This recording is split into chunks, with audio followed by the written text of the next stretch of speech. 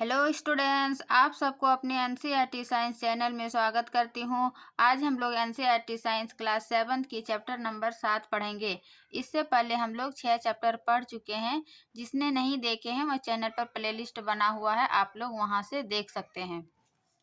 यह video BPSC 4 या भी किसी भी टीचिंग एग्जाम की तैयारी कर रहे हैं या फिर आप क्लास 7 में भी है, उसके लिए भी ये वीडियो काफ़ी इम्पोर्टेंट है, क्योंकि हम इसमें थ्योरी के साथ साथ अभ्यास भी कराते हैं और उसका शॉर्ट नोट्स एनसीईआरटी बेस्ड बिल्कुल पूरा टॉपिक का निचोड़ करके हम शॉर्ट नोट्स बनाते हैं। इसीलिए ये वीडियो आप लोग के लिए काफ़ी महत्वपूर्ण है। चलिए शुरू करते हैं। अध्याय 7, जंतु और पादप में परिवहन। सबसे पहले हम जानते हैं परिवहन क्या है। परिवहन जैसे कि सभी जीवित प्राणियों को क्या जीवित रहने के लिए क्या आवश्यकता होता है, जैसे कि भोजन, जल और ऑक्सीजन की आवश्यकता होती है। तो इन पदार्थों को जैसे हमारे शरीर में के विभिन्न भागों तक पहुंचता है, तो विभिन्न भागों तक कौन पहुंचाता है ना। हमारे शरीर के विभिन्न भागों को जैसे हम भोजन करते हैं, उनको विभिन्न भागों तक कौन पहुंचाता है, तथा ऑक्सीजन कौन पहुंचाता है, जल कौन पहुंचाता है।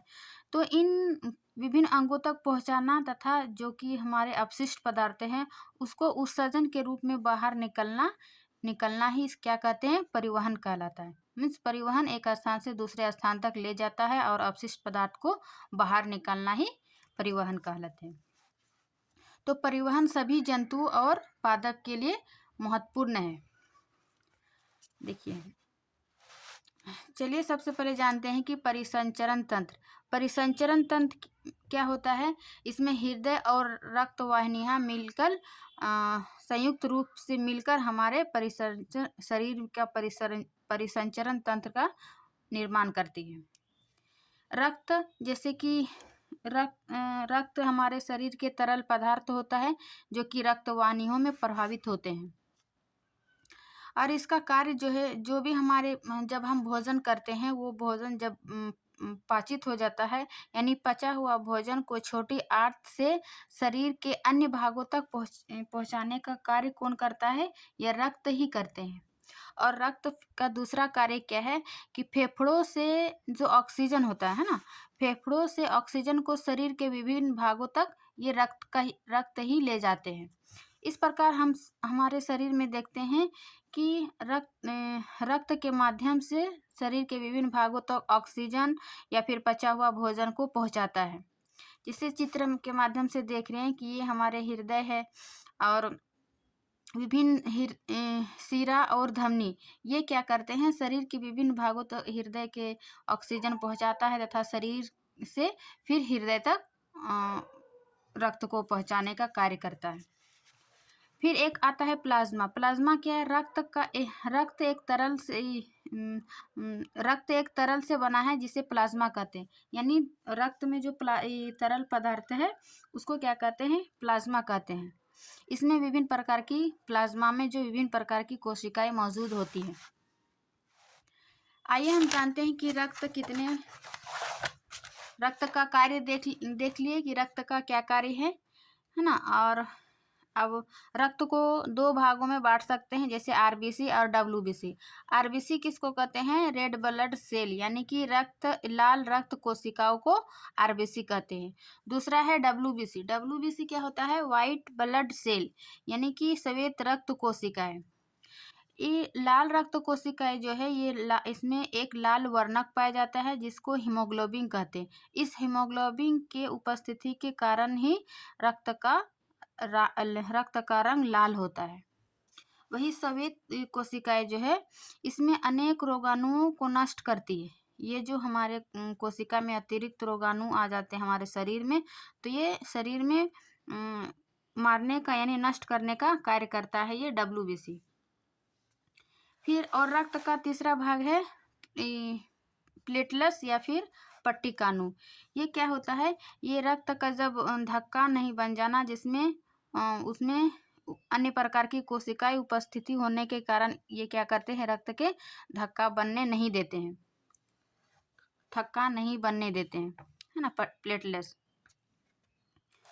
अब हम देखते हैं कि रक्तवाहिनी जैसे देखिए रक्तवाहिनी में कौन कौन था, ये सीरा और धमनी, ये दोनों मिलकर क्या करते हैं, रक्तवाहिनी दो प्रकार की है। ये रक्तवाहिनी क्या करते हैं, जैसे कि धमनी और सीरा, ये धमनी जो है वो हमारे हृदय से, जिसे हम चित्र के माध्यम से समझ लेते हैं, देखिए परिसंचरण तंत्र का ही ये व्यवस्था है। ये क्या है, हृदय और धमनी क्या करते हैं, हृदय से ऑक्सीजन समृद्ध रक्त को शरीर के सभी भागों तक पहुंचाती है ना। हृदय से शरीर के सभी भागों तक रक्त कौन पहुंचाता है, तो ये धमनी, और ये ऑक्सीजन युक्त होता है, मीन्स इसमें शुद्ध रक्त होता है, हृदय से शुद्ध रक्त पहुंचती है हमारे शरीर में, और फिर वही हमारे शरीर से कार्बन डाइऑक्साइड समृद्ध शरीर को सभी भागों से वापस हृदय ले जाती है। ये कौन करता है, ये सीरा है। सीरा जो है वो अपेक्षाकृत पतली होती है, जबकि धमनी मोटी होती है। और फिर यहाँ फेफड़ा देखते हैं, हृदय, फुसफुस सिरा क्या करते हैं, फेफड़े से हृदय तक रक्त को पहुंचाते हैं, और वही हृदय से फुसफुस धमनी फेफड़े तक रक्त को पहुंचाते हैं। जैसे कि हम देखिए धमनी में ऑक्सीजन युक्त यानी शुद्ध ऑक्सीजन होता है, लेकिन फुसफुस धमनी में जो है वो कार्बन डाइऑक्साइड युक्त, इसमें कार्बन डाइऑक्साइड युक्त रक्त होता है।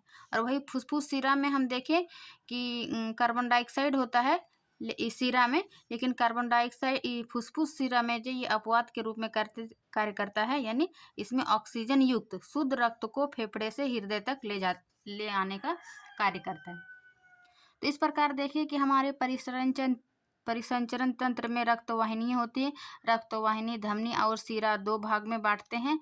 ये क्या करते हैं, धमनी और सीरा हृदय से शरीर तक पहुंचाता है रक्त, और फिर शरीर की कोशिकाओं से हृदय तक पहुंचाने का ये धमनी और सीरा का कार्य होता है।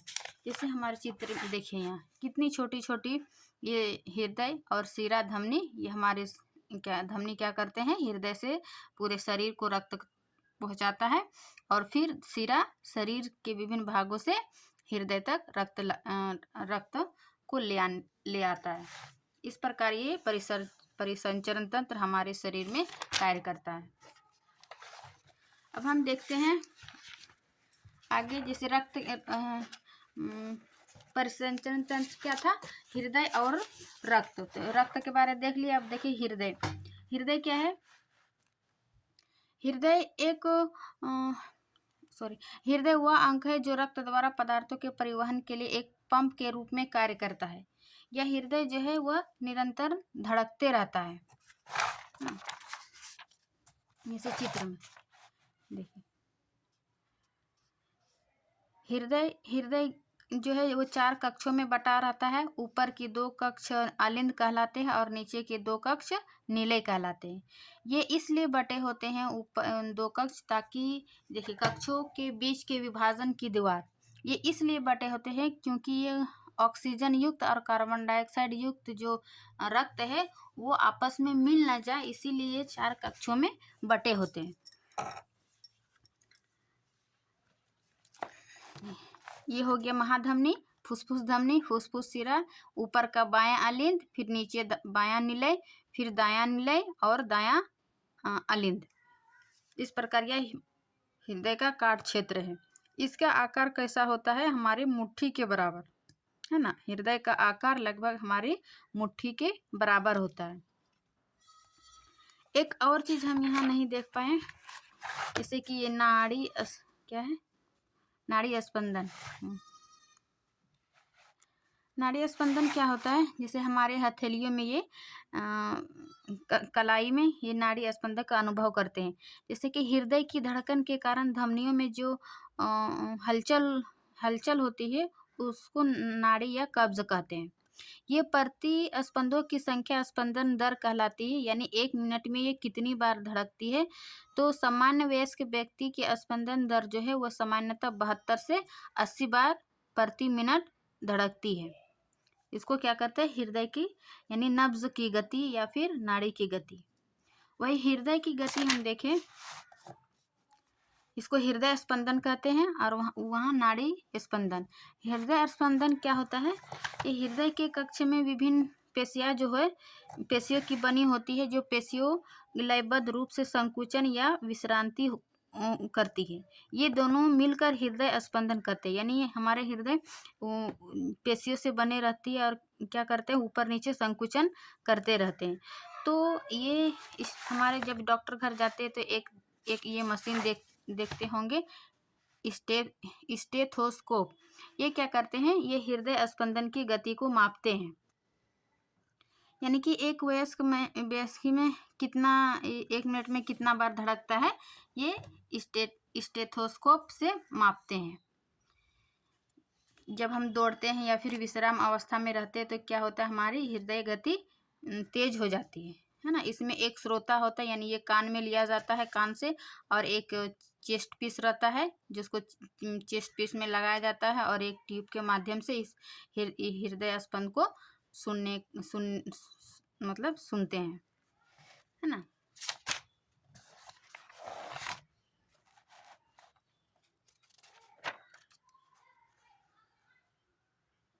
अब हम आगे देखते हैं,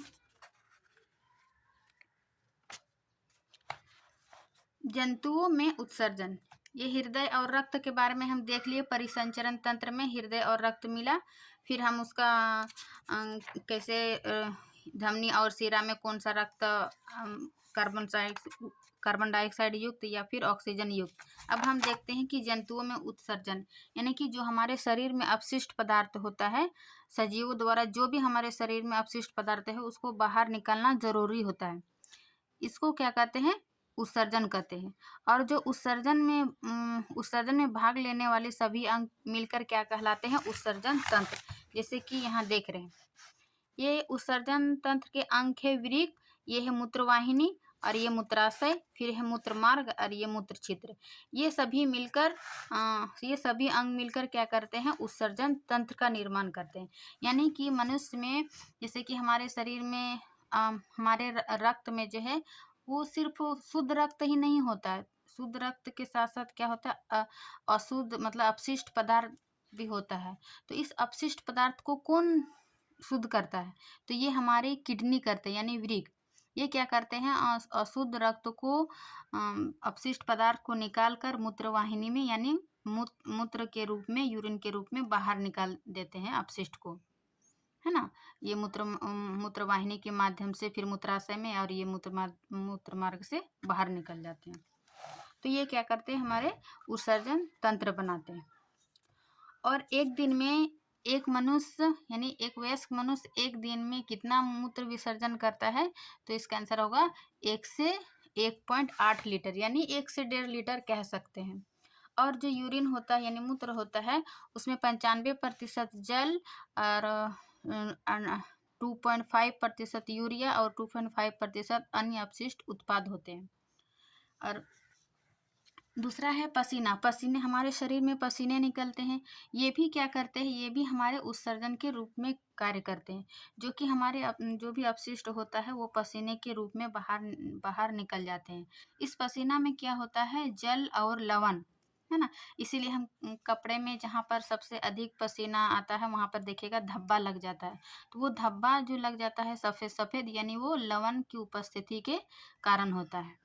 इस पर हमारे पसीना आने से हमारे शरीर क्या होता है, हमारे शरीर का तापमान मतलब संतुलित रहता है। हमारे शरीर तापमान को नियंत्रित करता है, यानी ठंडापन महसूस होता है। ठीक उसी प्रकार जिस प्रकार की घड़े में हम पानी रखते हैं, तो घड़े का पानी क्यों ठंडा रहता है, क्योंकि देखिएगा घड़ा में छोटा छोटा छिद्र होता है, वो क्या करते हैं, वाष्पन विधि से आसपास के वातावरण को ठंडा कर देती है, और उस वाष्पन विधि के कारण ही घड़े का पानी ठंडा रहता है। जस्ट वही, जैसे जिस प्रकार हमारे शरीर से पसीना निकलती है तो हमारे शरीर को तापमान को नियंत्रित करते यानी ठंडापन रखते हैं, उसी प्रकार घड़े के पानी को वाष्प के कारण पानी ठंडा रहता है। तो हम ये देखिए उत्सर्जन मनुष्य में। अब हम देखते हैं कि जिस प्रकार पादप जंतुओं में परिवहन होता है, क्या उसी प्रकार पादप में भी होता है। पादपों में पदार्थों का परिवहन, तो इससे पिछले अध्याय में हम देखे थे कि पादपों में जैसे पोषण में पढ़े थे कि किस प्रकार भोजन पादप के पत्तियों में क्या होता है, छोटे छोटे रंध्र होता है। उस रंध्र के माध्यम से जल, कार्बन डाइऑक्साइड तथा सूर्य की उपस्थिति से अपना भोजन बनाया, और वही भोजन क्या करता है, पत्तियों से विभिन्न पादप के विभिन्न, देखिए चित्र, पादप के विभिन्न भागों तक पहुंचाता है। तो आखिर पत्तियों से वो जो भोजन बना उसे पौधे के विभिन्न भागों तक पहुंचाना, तथा जो मिट्टी में जड़ है, जल है, लवण है, उसको पत्तियों तक पहुंचाना, इसका ये सब क्या है, पादपों का ही परिवहन, यानी एक स्थान से दूसरे स्थान तक पदार्थों को ले जाता है। तो इस प्रकार पादपों में परिवहन होता है। इसमें क्या होता है, सबसे पहले देखिए कि जड़, इसमें जो जड़ है, ये जड़ में जो मिट्टी और खनिज है, तो इसमें छोटे छोटे मतलब मूल रोम होता है, यानी कि जड़ ये तो जड़ हो गया, उससे भी छोटा छोटा मतलब बहुत गहराई तक रहता है, जहाँ तक उसको जल और खनिज पदार्थ होता है। ये मूल रोम क्या करता है, जल और खनिज को अवशोषित करके पत्तियों तक पहुँचाता है। जैसे कि यहाँ ये मूल रोम हुआ, ये क्या करते हैं, मिट्टी से जल और खनिज को अवशोषित करके ये जाइलम, यानी एक पाइप की तरह जाइलम होता है, ये क्या करते हैं, जाइलम के माध्यम से प्लांट के पौधे के विभिन्न भागों तक पहुंचाते हैं। इन विभिन्न भागों तक पहुंचाने के लिए हमारे संवहन ऊतक कार्य करते हैं। संवहन ऊतक में क्या होता है, जाइलम और फ्लोएम, है ना, जाइलम और फ्लोएम मिलकर संवहन ऊतक का निर्माण करते हैं। जाइलम क्या है, जैसे जल और पोषक तत्वों का परिवहन करता है कौन, जाइलम, है ना। और मूल रोम जल और खनिज पदार्थों का अवशोषण करता है, लेकिन जाइलम क्या करते हैं, ये जल और पोषक तत्वों का परिवहन करते हैं, यानी विभिन्न भागों तक पहुंचाता है। और वही फ्लोएम क्या करते हैं, जो कि पत्तियों द्वारा भोजन बना, है ना, प्रकाश संश्लेषण द्वारा भोजन बना, वही भोजन क्या करते हैं, पादप के विभिन्न भागों तक पहुंचाने का कार्य कौन करता है, ये फ्लोएम। इस प्रकार हम कह सकते हैं कि पादप का परिवहन संवहन ऊतक अति महत्वपूर्ण है, जिसमें जाइलम और फ्लोएम हुआ, है ना। तो पादप के परिवहन के लिए जाइलम और फ्लोएम, जाइलम जल और पोषक तत्व जो भी है, फ्लोएम पत्तियों में जो प्रकाश संश्लेषण द्वारा भोजन बना उसको विभिन्न भागों तक पहुंचाने का कार्य करते हैं। इस प्रकार पादपों में परिवहन होता है। पादपों में एक और क्रिया होता है जिसको वाष्पोर्जन कहते हैं। वाष्पोर्जन क्या होता है, जो कि जाइलम द्वारा जो मिट्टी से जल ग्रहण किया, है ना, तो ये जितना पौधों की आवश्यकता होती है वो तो उतना प्लांट ले ही लेता है और भोजन बनाता है। लेकिन जब एक्स्ट्रा पानी, मतलब जो अनुपयोगी पानी जल होता है, उसको क्या करते हैं, ये वाष्पोर्जन के माध्यम से, जो पत्ती में छोटे छोटे रंध्र पाए जाते हैं, उसको बाहर निकाल देते हैं, है ना। जब ये धूप में या फिर वाष्पोर्जन से बाहर निकाल देते हैं वाष्प के कारण, तो इस क्रिया को वाष्पोर्जन कहते हैं। तो पत्तियां के रंध्र का एक और क्या कार्य हुआ, वाष्पोर्जन की क्रिया, जो कि पौधे में होता है। हम जाइलम और फ्लोएम को एक क्रियाकलाप के माध्यम से भी समझ सकते हैं कि एक छोटा सा तना को काट के उसको रंगीन पानी में डुबा देते हैं, है ना। तो उसको एक दिन के लिए जब छोड़ देते हैं तो वो क्या करते हैं, फिर हम दूसरे दिन क्या उस तना को अनुप्रस्थ काट करके इस प्रकार देख सकते हैं कि ये तना जो है वो रंगीन हो जाता है। देखिए, इसे लाल रंग में डाले थे तो एक दिन बाद इसको काटने से रंग में परिवर्तन हो जाता है। यानी इस प्रकार यह कह सकते हैं कि तना जो है एक पाइप की तरह कार्य करता है, तब न जल और भोजन को पहुंचाता है। ये देख लिए, और फिर ये वाष्पोर्जन देख लिए। वाष्पोर्जन देखिए, वाष्पोर्जन के कारण जो है वो एक चूसक बल निर्मित होता है ना। इसी चूसक बल के कारण जो है जड़ों द्वारा मृदा से जल अवशोषित करते हैं और तनों और पत्तियों तक पहुंचाता है। और पत्तियों के रंध्र जो होता है, उस रंध्र से वाष्प के रूप में जल का निकलना ही वाष्पोर्जन कहलाता है ना, एक खिंचाव द्वारा।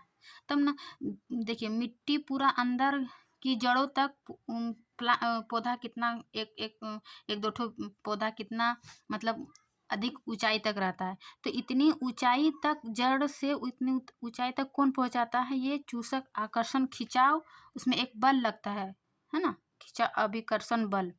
तो इसी के कारण वाष्पोर्जन पत्तियों तक पहुंच पाता है पानी, और वहाँ पर रंध्र के माध्यम से वाष्पोर्जन की क्रिया होती है, यानी जो कि अनुपयोगी जल होता है उसको बाहर निकाला जाता है। तो ये थी क्लास 7 की जंतुओं और पादपों में परिवहन हम देखे, ये थ्योरी। एनसीईआरटी का जितना भी ये टॉपिक था सब हम कवर किए। अब हम अभ्यास की ओर देखते हैं कि अभ्यास में किस टाइप का क्वेश्चन पूछा गया है। अभ्यास क्वेश्चन नंबर 1, कॉलम ए में दी गई संरचनाओं का कॉलम बी में दिए गए प्रक्रमों से मिलान कीजिए।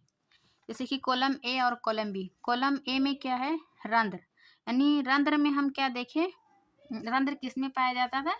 ये क्या करता था? ये वाष्पोर्जन करता था, है ना। रंध्र के माध्यम से ही एक्स्ट्रा जो जल होता था उसको बाहर निकलना ही वाष्पोर्जन कहते थे। तो इसका आंसर हो जाएगा यानी 1 का को।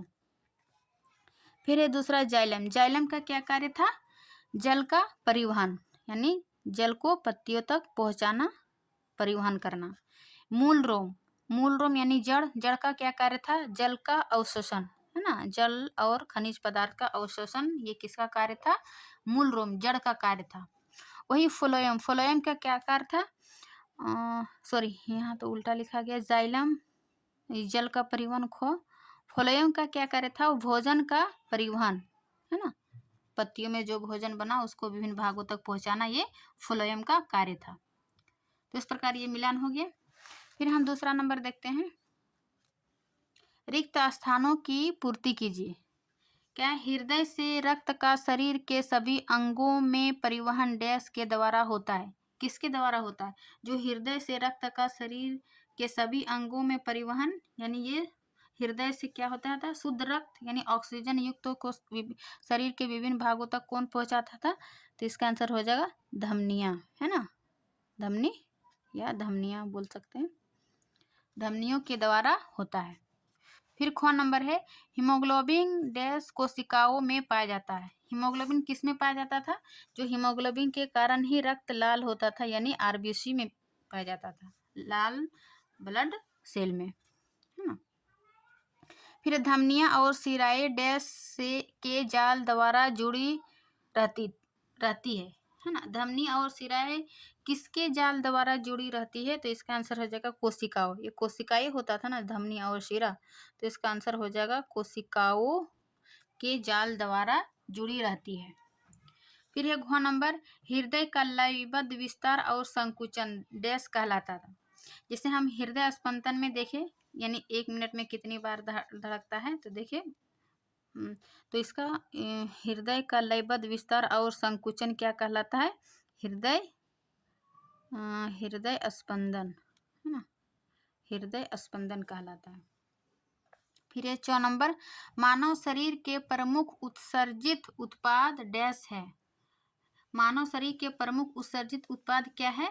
जो हमारे शरीर में एक्स्ट्रा उत्सर्जन के रूप में क्या निकलते हैं, यानी यूरिया, सबसे अधिक यूरिया। फिर पसीने में जल और डैश होता था। पसीने में क्या होता था? जल और लवण, तब ना लवण के कारण हमारे कपड़ों में धब्बे हो जाते हैं जहाँ पर अत्यधिक पसीना आते हैं। तो पसीना में जल और लवण होता है। फिर है 4 नंबर, कि विरिक अपशिष्ट पदार्थों को द्रव रूप में बाहर निकालते हैं, जिसे हम डैश कहते हैं। विरिक क्या करते हैं? किडनी यानी क्या करते हैं? वो रक्त को छानकर अशुद्ध पदार्थ को मूत्र के माध्यम से, यानी द्रव के रूप में, मूत्र के रूप में बाहर निकालते हैं उसको। तो यहाँ होगा मूत्र, है ना। द्रव के रूप में क्या निकालते हैं? मूत्र ही, जिसे हम मूत्र कहते हैं। फिर 6 नंबर, वृक्षों में बहुत अधिक ऊंचाई तक जल पहुंचाने के कार्य में डैश द्वारा उत्पन्न चूसक अभिकर्षण बल सहायता करता है। चूसक अभिकर्षण बल किसको सहायता करता था? जैसे कि वृक्ष में अधिक ऊंचाई तक जल पहुंचाना, तो ये इसको कौन क्रिया करते थे? वाष्पोत्सर्जन, वाष्पोत्सर्जन, है ना। तो इसका आंसर हो जाएगा वाष्पोत्सर्जन द्वारा उत्पन्न चूसक अभिकर्षण बल सहायता करता है। फिर क्वेश्चन नंबर 3 कि सही विकल्प का चयन करें। क्या है? पादपों में जल का परिवहन। पादपों में जल का परिवहन कौन करता था? तो इसका आंसर होगा जाइलम। जाइलम के द्वारा जल का परिवहन। वही जल का अवशोषण यदि पूछिएगा, जल और लवण का अवशोषण, तो उसका आंसर हो जाएगा मूल रोमों के द्वारा, है ना। थोड़ा सा अंतर देख लीजिएगा। फिर एक और नंबर, मूलों द्वारा जल के अवशोषण की दर को बढ़ाया जा सकता है। उन्हें मतलब जो जड़ है वो जल के अवशोषण दर को बढ़ाया जा सकता है। किसके माध्यम से? तो इसका ऑप्शन है छाया में रखकर, मंद प्रकाश में रखकर, या फिर पंखे के नीचे रखकर, या पॉलीथीन की थैली में ढककर। तो इसका आंसर हो जाएगा पंखे के नीचे रखकर, क्योंकि पंखे के नीचे जो हवा की गति है उससे क्या होता है, जल के अवशोषण की दर बढ़ जाता है ना। तो वह का हो जाएगा 3, पंखे के नीचे रखकर। अब है थ्योरी। क्या है? पादपों अथवा जंतुओं में पदार्थों को परिवहन क्यों आवश्यक है, समझाइए। अभी हम देखें कि सभी जीवों को जीवित रहने के लिए भोजन, जल, ऑक्सीजन की आवश्यकता होती है। ये हमारे शरीर के विभिन्न भागों तक वो हमें किसी भी कार्य को करने के लिए क्या चाहिए? हमें ऊर्जा चाहिए, और ऊर्जा प्राप्त करने के लिए हम भोजन, जल, ऑक्सीजन ये सब लेते हैं। तो इसको हमारे शरीर के विभिन्न भागों तक कौन पहुंचाएगा, है ना। तो जो परिवहन के माध्यम से, जो हम देखें जंतु और पादप में परिवहन क्यों आवश्यक है, जीवित रहने के लिए, तो इसका आंसर हो जाएगा, और हमारे शारीरिक क्रिया करने के लिए जो कि हमें ऊर्जा की आवश्यकता होती है। तो इस प्रकार इसका एक्सप्लेन मतलब कर दीजिए, लिख लीजिएगा। फिर क्या होगा यदि रक्त में पट्टिकाणु नहीं होंगे? देखिए, पट्टिकाणु का क्या कार्य था? जब हमें चोट लगती है तो हमें रक्त बहना शुरू हो जाता है। ये रक्त यदि बंद ना हो तो क्या होगा? सोच सकते हैं ना, क्या होगा? ये जब बहते बहते हमें रक्त हमारे शरीर में बंद खत्म हो जाएगा और हमें मृत्यु हो जाएगी। इसलिए हमारे शरीर में पट्टिकाणु होना चाहिए, क्योंकि ये रक्त को थक्का बनने से रोकता है ना, थक्का बनाता है, सॉरी। ये पट्टिकाणु का कार्य है रक्त का थक्का बनना। फिर है छठा नंबर, रंध्र क्या है? रंध्रों के 2 कार्य बताइए। जैसे कि रंध्र कहाँ पाया जाता है? पत्तियों में छोटी छोटी रंध्र पाया जाता है। इस रंध्र में क्या होता था? वाष्पोर्जन की क्रिया, है ना, जो कि हमारे शरीर में जो कि पादप में जो भी एक्स्ट्रा जल होता था उसको वाष्पोर्जन की क्रिया से पत्तियां रंध्र के माध्यम से बाहर निकलता है। वही रंध्र का दूसरा कार्य है जो है ऑक्सीजन और कार्बन डाइऑक्साइड का आदान प्रदान भी इन्हीं रंध्रों के माध्यम से होता है। तो इस प्रकार इसका 2 कार्य हो गया। फिर क्वेश्चन नंबर 7वां, क्या वाष्पोर्जन पादप में कोई उपयोगी कार्य करता है ना। वाष्पोर्जन पादपों में कोई उपयोगी कार्य करता है। अभी हम देख रहे हैं बार बार वाष्पोर्जन की क्या है, अधिक ऊंचाई तक जल का खिंचाव करती है वाष्पोर्जन के माध्यम से। ये जैसे जिस प्रकार हमारे बॉडी में पसीना आता है तो हमें क्या होता है, ठंडक महसूस होता है, हमारे तापमान को नियंत्रित रखता है। तो उसी प्रकार जब पौधा से वाष्पोर्जन के माध्यम से पानी निकलता है तो ये पौधा को भी ठंडा रखने में, है ना, सहायता करता है। तो इस प्रकार ये पादपों के लिए वाष्पोर्जन उपयोगी कार्य है। फिर 8 नंबर, रक्त के घटक के नाम बताए, यानी रक्त में कौन कौन सा घटक पाए जाते हैं, है ना। तो इसका आंसर हो जाएगा जैसे WBC, RBC, प्लाज्मा, पट्टिकाणु, ये सब क्या था? रक्त के घटक। फिर क्वेश्चन नंबर 9, शरीर के सभी अंगों को रक्त की आवश्यकता क्यों होती है? क्यों होती है रक्त की? तो रक्त की जो कार्य था, जैसे कि हमारे ऑक्सीजन, कार्बन डाइऑक्साइड का ये क्या करते हैं, रक्त परिवहन करता है, यानी शरीर के विभिन्न भागों तक पहुंचाता है। फिर अशुद्ध रक्त को हमारे कोशिकाओं से हृदय तक ले आता है। तो ये किसका कार्य था? रक्त का। तो शरीर के सभी अंगों को रक्त की आवश्यकता होती है, क्योंकि ये हमारे ऑक्सीजन और कार्बन डाइऑक्साइड का परिवहन कर सके, शरीर के विभिन्न भागों तक पहुँचाया जा सके। पाचित भोजन को फिर ये हमारे शरीर के विभिन्न भागों तक पहुँचाता है ना। तो इस प्रकार हमारे शरीर में रक्त की आवश्यकता बहुत है। फिर है रक्त लाल रंग का क्यों दिखाई देता है? बताया कि रक्त को जिसने WBC, RBC, प्लाज्मा, पट्टिकाणु ये सब पाए जाते हैं रक्त के घटक में। लेकिन जिसमें हीमोग्लोबिन पाया जाता है, हीमोग्लोबिन पाए जाने के कारण रक्त क्या होता है, रक्त का रंग लाल होता है, जिसको आरबीसी कहते हैं, यानी लाल रक्त कोशिकाएं। तो इसका आंसर हो जाएगा आरबीसी। फिर है हृदय के कार्य बताइए। जैसे हृदय क्या किए, जैसे कि शरीर के सभी भागों में क्या करते हैं, ये रक्त का संचार करता है। हृदय हमेशा मतलब हमारे जीवन पर्यंत चलते रहता है। ये एक मांसल जैसी रचना है, कोमल। ये पंप करते रहता है और ये हमारे शरीर के विभिन्न भागों तक रक्त का संचार करता है, यानी पहुंचाता है। फिर 12 नंबर, शरीर द्वारा अपशिष्ट पदार्थों को उत्सर्जित करना क्यों आवश्यक है। देखिए, जो भी अपशिष्ट पदार्थ होता है हमारे शरीर में, वो अपशिष्ट पदार्थ जो है वो जहरीला होता है। जैसे कि हमारे यूरिन में ही अपशिष्ट पदार्थ, यूरिया हो गया, अन्य अपशिष्ट हो गया, जल हो गया, तो ये सब हमारे शरीर में यदि हम मूत्र विसर्जित नहीं करते हैं तो ये हमारे शरीर में जहरीला पदार्थ बन जाएगा और ये हमारे शरीर को नुकसान पहुंचाएगा। इसलिए सभी जीवों को अपशिष्ट पदार्थ को बाहर निकालना अति आवश्यक है ना। तो इसका ये आंसर हो जाएगा। फिर है 13 नंबर कि मानव उत्सर्जन तंत्र का चित्र बनाइए और उसके विभिन्न भागों को नामांकित कीजिए। जैसे आप लोग ये चित्र बना सकते हैं, मानव उत्सर्जित तंत्र में कौन कौन सा अंग था, ये किडनी, मूत्रवाहिनी, मूत्राशय, मूत्रमार्ग, ये मूत्ररंध्र, है ना। तो ये फिगर आप उत्सर्जन में बना सकते हैं और इसका विभिन्न नाम लिख सकते हैं।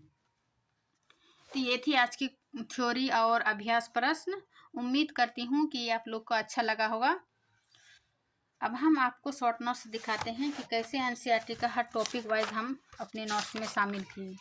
आप लोग नोट्स बना के ज़रूर रखिएगा, ताकि आगे आने वाले किसी भी एग्ज़ाम में बहुत महत्वपूर्ण होगा। जंतु और पादप में परिवहन क्या है, परिसंचरण तंत्र क्या है, हृदय और रक्त वाहिनी संयुक्त रूप से हमारे शरीर का परिसंचरण तंत्र बनाती है। फिर है रक्त का देखे क्या है, रक्त का कार्य क्या है। फिर है प्लाज्मा। फिर है रक्त को 2 भाग में बांटते हैं, red blood cell, white blood cell, है ना।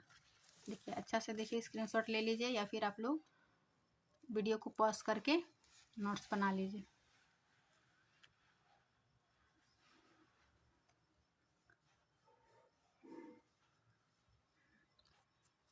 रेड ब्लड सेल लाल रक्त कोशिका, इसमें लाल वर्णक होता है जिसे हीमोग्लोबिन कहते हैं।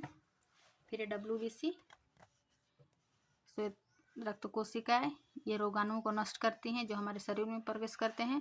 फिर है रक्त का ही भाग प्लेटलेट्स, पट्टिकाणु, जो रक्त को थक्का बन जाने में उसमें एक अन्य प्रकार की कोशिका की उपस्थिति के कारण होता है। फिर है रक्तवाहिनी, जो धमनी और शिराएं देखे या हृदय से ऑक्सीजन युक्त समृद्ध रक्तों को शरीर के सभी भागों में ले जाती है। वही शिरा में क्या करते हैं, अशुद्ध रक्त होता है, कार्बन डाइऑक्साइड युक्त अशुद्ध रक्त शिरा में होता है।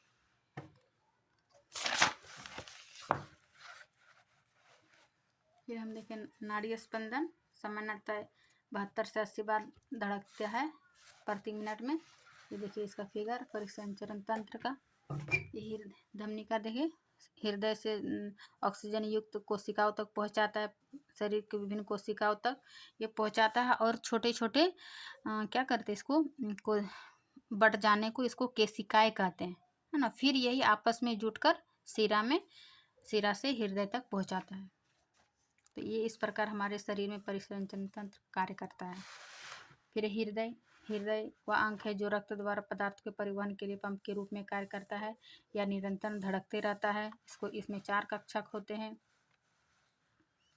फिर है हृदय स्पंदन, इसको हृदय स्पंदन को किससे नापते हैं, जिसको हार्ट बीट करते हैं, स्टेथोस्कोप नामक यंत्र से इसको मापते हैं। फिर ये देखिए मानव हृदय का चित्र, देखिए 4 चैम्बर, बायां अलिंद, बायां निलय, दायां निलय और दायां अलिंद। फिर ये जंतुओं में उत्सर्जन, है ना, सभी जीवों को अपशिष्ट पदार्थ को बाहर निकलना आवश्यक है उत्सर्जन के माध्यम से। इसमें आ जाता है किडनी, मूत्रवाहिनी, मूत्राशय, मूत्रमार्ग, है ना। फिर एक वयस्क व्यक्ति एक दिन में यानी 24 घंटा में 1 से 1.8 लीटर मूत्र विसर्जन यानी 1 से 1.5 लीटर बोल सकते हैं। मूत्र में क्या क्या होता है? 95% जल, 2.5% यूरिया, 2.5% अन्य अपशिष्ट उत्पाद। फिर पसीने में जल और लवण होता है। एक और अन्य बात जो कि हम थ्योरी में भूल गए थे, जैसे कि जलीय जंतु क्या करते हैं? ये अमोनिया के रूप में उत्सर्जन करते हैं, यानी कि जैसे मछली हुआ, तो ये यूरिया का निर्माण नहीं करता है उत्सर्जन के रूप में, ये क्या करते हैं? अमोनिया के रूप में ये उत्सर्जित करते हैं। जो भी उसका शरीर में अपशिष्ट पदार्थ होता है वो अमोनिया के रूप में उत्सर्जन करते हैं। और वही पक्षी, कीट और छिपकली जो है वो अर्धघन यानी सेमी सॉलिड के रूप में यूरिक अम्ल का उत्सर्जन करता है। जैसे कि छिपकली, कीट, पक्षी जितना भी होता है वो अर्धघन हम आसपास में देखते होंगे, तो इसको ये यूरिक अम्ल का उत्सर्जन करता है, चिड़िया या कीट पक्षी, है ना। और मानव यूरिया, जलीय जंतु अमोनिया, कीट पक्षी की कीट और छिपकली यूरिक अम्ल। फिर हम पादपों का परिवहन में देखें, जाइलम और फ्लोएम, ये दोनों मिलकर संयुक्त रूप से संवहन ऊतक का निर्माण करते हैं। जाइलम जल का परिवहन, फ्लोएम भोजन का परिवहन, जो कि पत्तियों से प्रकाश संश्लेषण द्वारा भोजन बनाए।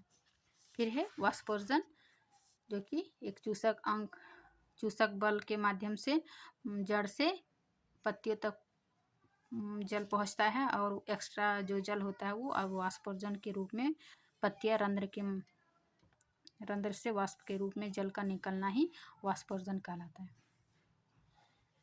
इस प्रकार ये आपका कंप्लीट यानी वन शॉट एक ही वीडियो में बहुत कम टाइम में आपका थ्योरी, एमसीक्यू, जितना भी अभ्यास प्रश्न, नोट्स सभी मिल गया। तो आप लोग वीडियो को लाइक एंड सब्सक्राइब ज़रूर करें, वीडियो अच्छी लगी तो, और देख लीजिए। मिलते हैं नेक्स्ट क्लास में, तब तक के लिए थैंक यू।